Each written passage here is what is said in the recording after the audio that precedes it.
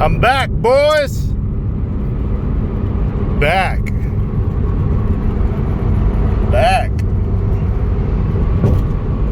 We're back, huh, boys? And now a car. In my Matrix. Yes, sir. Hey, what's up, guys? It's been a bit.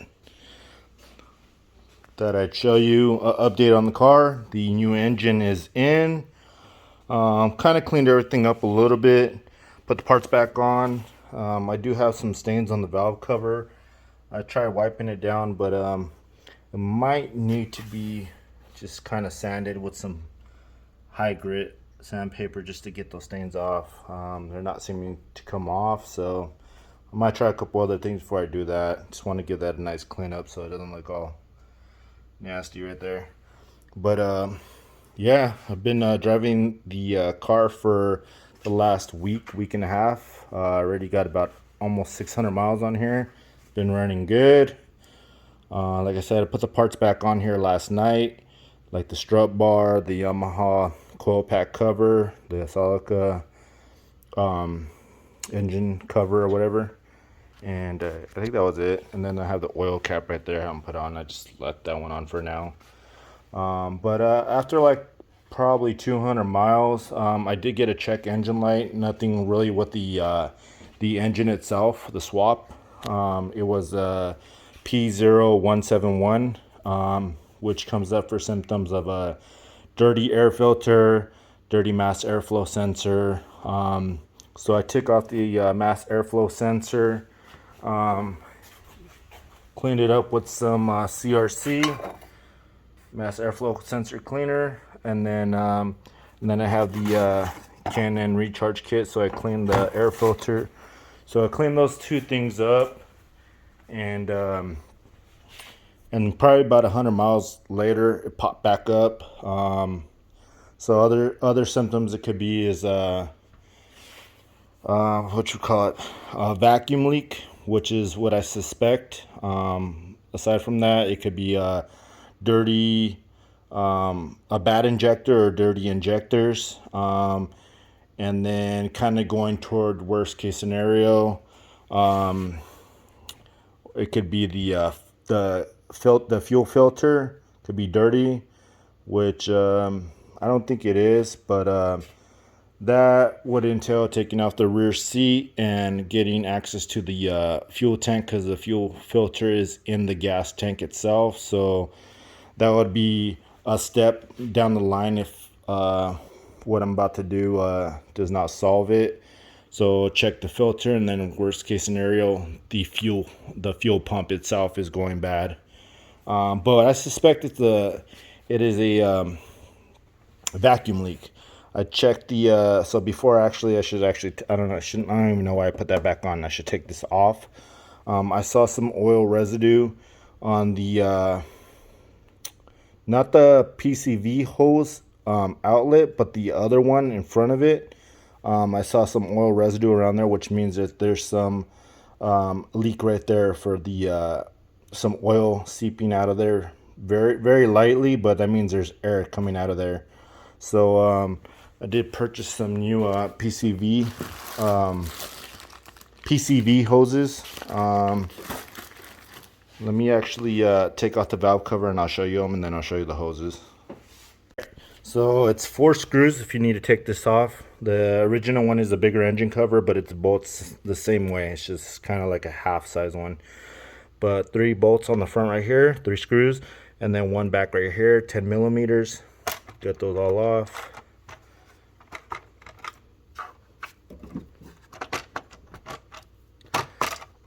Might need to get a little bit more of that one.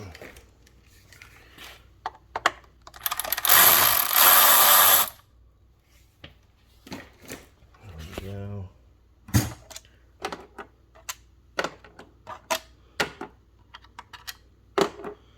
Engine cover comes off.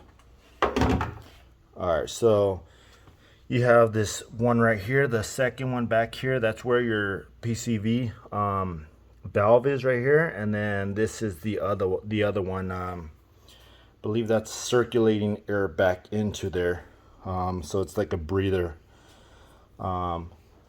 coming right here and air flowing into the valve. And that's where I see some oil. I wiped it down, but you can see a little bit.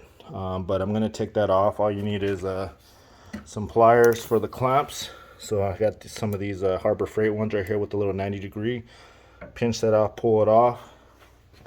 And then I'm going to be replacing also the other hose, the PCV hose valve, the one that's connected to the valve, and that one connects into the throttle body or the manifold right here.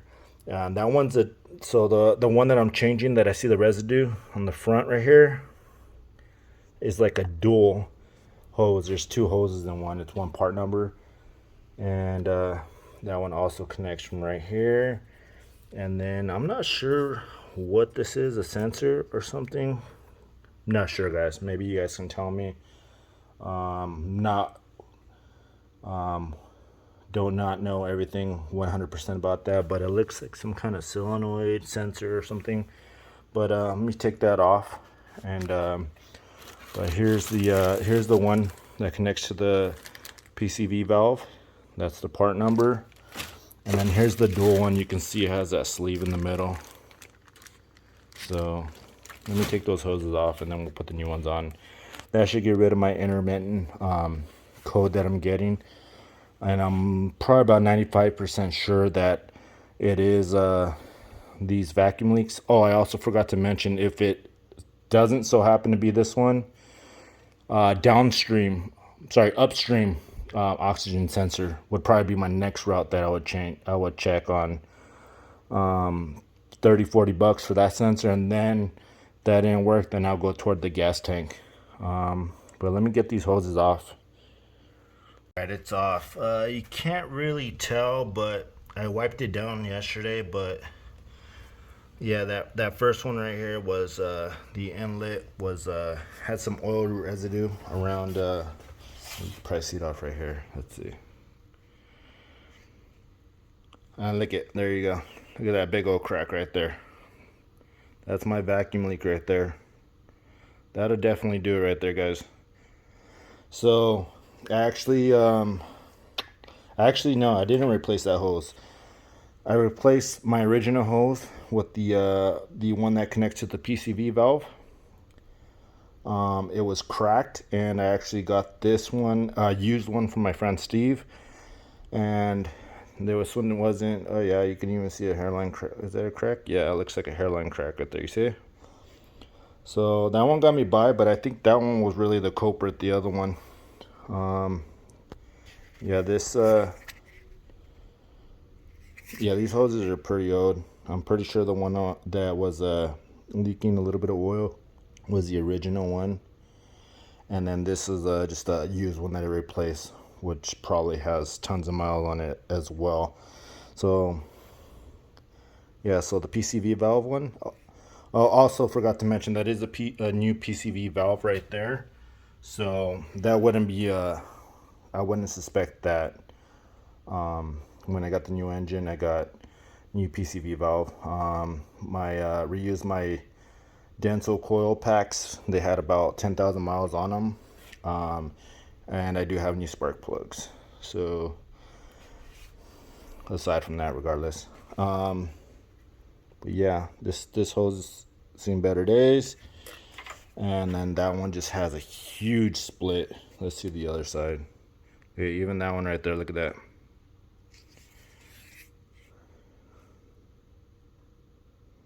Yep, that one too. Look at. Let's see if I could get that to focus in. I don't know if you can see it.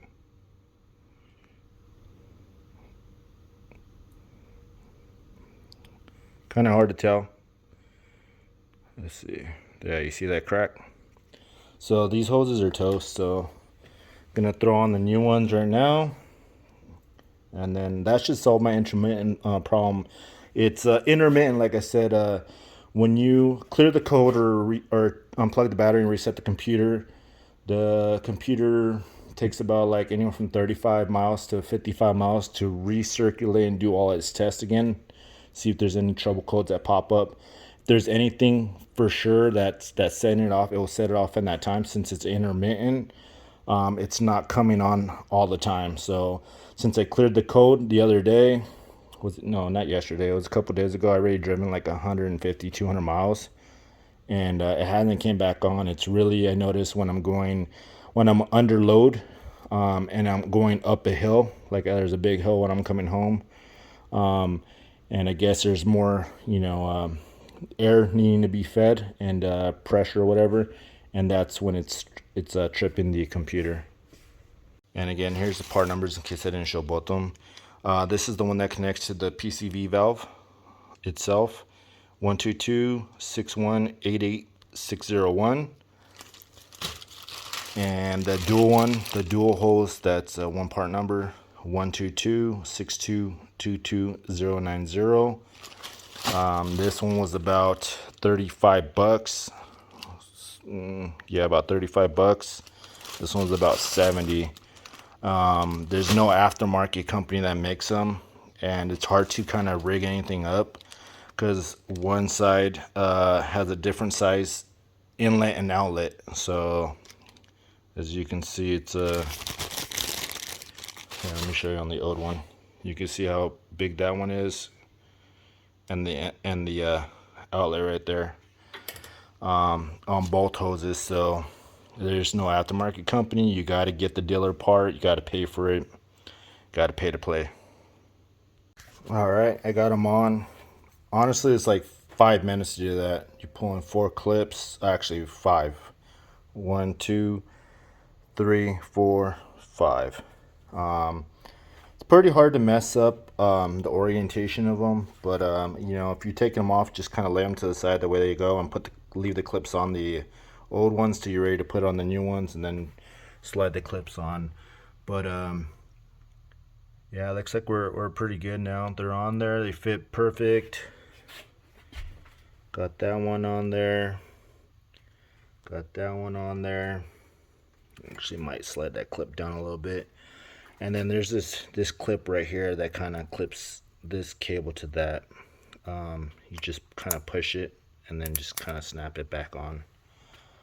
And I'm 99% sure now that was my issue. I have a crack on pretty much every side of the hose, and since it's intermittent, even before I would occasionally get it, but I'll reset it and kind of see if it came back on, and I will go like thousands of miles, and then it'll pop back on, reset it, come back on after a couple thousand miles, or whatever. It's really intermittent, so I knew it wasn't a big issue. But I figure since I just spent a ton of money on replacing the engine and all that, now I'm trying to keep it as reliable as I can get it, more so now. So I figured I'd replace those hoses while I was at it. So let me go over what the job entailed. So I did get a replacement 2ZZ. Originally I thought I was gonna get one with 100 and 1,000, but I put a deposit down at the shop, reputable shop, family members go there. I don't have the knowledge to do it myself, and also I was looking for the engine myself, and I had a hard time with that since this is the 04. It has the smog pump with the airport injection in the back, different from the a different variation 2ZZ has a different port in there. So if I were to run one of the JDM ones you always see, I'll be running a check engine light. No way around it. So I had to get one for 04 Matrix XRS or 05 06 Corolla XRS 2ZZ. So I put the deposit down. The guy ordered it. He didn't tell me until after the car I got done, but essentially they sent him a 1ZZ. So he took my deposit down on a 1ZZ, $1,600, which I thought was a good deal, and now I know why. But he didn't charge me the extra, basically what the shop charged him, or the engine dealer sent him. So I think he lost a little bit of money right there, to correct the mistake that they did, or he did. I don't know. I sent him all the information. I let him know it was 04. I gave him my VIN number so he can run the information and verify. I also let him know it's airport injection, 2ZZ. So anyway, so he got a replacement. So this one has 113,000 on there. So it's not exactly low mileage, not high mileage though. So I was hoping to get one around 100,000. But 113 is not too far off. As long as I don't abuse it, I'll get many more years out of it, and I hope to get many more years out of it. So replacement to ZZ. I supplied most of the parts to him because I wanted to go OEM parts. So I went OEM spark plugs, reused my dental coil packs, new PCV valve, new OEM water pump, OEM thermostat, OEM radiator cap, what else? OEM coolant hoses, the heater hoses, aftermarket. The dealer didn't have them, and it was like a week back order, and I was on the rack already, so I just got something that I could. So hopefully those last me a long time. Aftermarket radiator. Can't really see it, but it is an aftermarket radiator. I'm not sure the brand. It's generic. I think that's about it. The gaskets and seals for the thermostat and the water pump.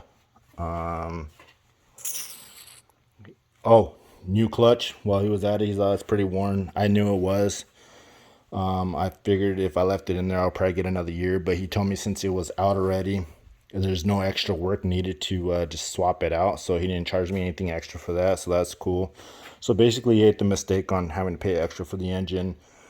Didn't charge me anything extra for the clutch. I would have loved to have gone with the Nexeti clutch, but it was on the rack. It was something I had to take care of real fast. You know, that's his bread and butter is to get stuff in and out, you know. So I just went with the AutoZone Duralast clutch. So it feels all right. It's really light. I guess it's about broken in now. I got over 500 miles on it. The shift's good. Shift's fine. Can't complain. I'm just happy to have it back and running. And like I said, I kind of wiped everything down, had the stain, put the parts back on there, clean the mass airflow sensor, clean the air filter, new hoses now. So I think I should be good. On the next video, look out for this. I got a new lip going on the bumper. So I'll do a quick little video on that once I do that. But yeah, just wanted to say that I'm back, guys. I'm glad to be back. Also, the heat shield. This one was the one that was on there. It is broken. The clip's broke. As you can see, there's one intact. The other one's broke. I do have a brand new one on the shelf. I'm gonna hold off on putting it on. I'll just leave it as is. But yeah, man. Miss the community. Miss driving this thing. Yeah, man, just glad to be back, guys. Hope to bring you guys some more content. Let me put this engine cover back on, and then keep you guys updated when I put the clip on, and then the lip on, and then let you know if I haven't got that intermittent code pop back up. All right, see you guys.